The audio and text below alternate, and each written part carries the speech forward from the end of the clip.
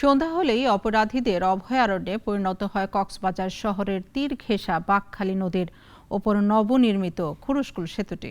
দিনের বেলায় স্বাভাবিক থাকলেও রাতে সেতুতে লাইট না থাকার কারণেই হরহামেশাই ঘটছে ছিনতাই সহ নানান অপ্রীতিকর ঘটনা। কক্সবাজার প্রতিনিধি সাইফুল ইসলামের তথ্যছবিতে ডেস্ক রিপোর্ট।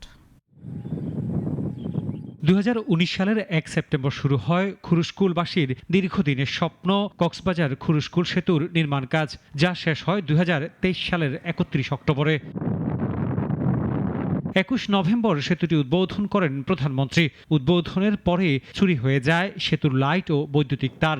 ফলে সন্ধ্যা হওয়ার সাথে সাথে অন্ধকার সেতুতে ছিনতাইয়ের শিকার হন গাড়ি চালক ও যাত্রী। এখানে যাওয়া আসার সময় অনেক চিন্তায় হয়, কিশোর গ্যাং থাকে এখানে আড্ডা দেয়। যদি লাইট হয়ে যায় খুব সুন্দর হবে, গাড়ির জন্য ভালো হবে, এলাকার জন্য উপহার হবে। লাইট না থাকার কারণে চিন্তাকারীও ডাকাতিও। আর শুধু চিন্তাই নয়, রাত বাড়ার সাথে সাথে জমে কিশোর গ্যাংয়ের উৎপাত। সেতুর ফুটপাতে সংঘবদ্ধভাবে চলে মাদক গ্রহণ ও জুয়া খেলা।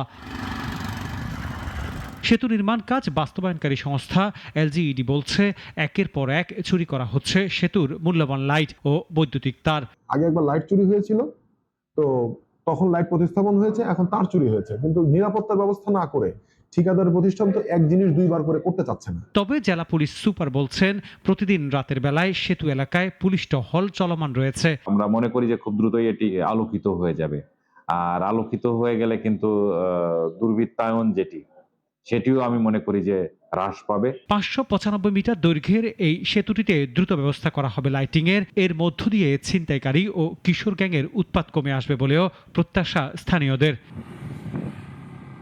ডেস্ক রিপোর্ট, নাগরিক।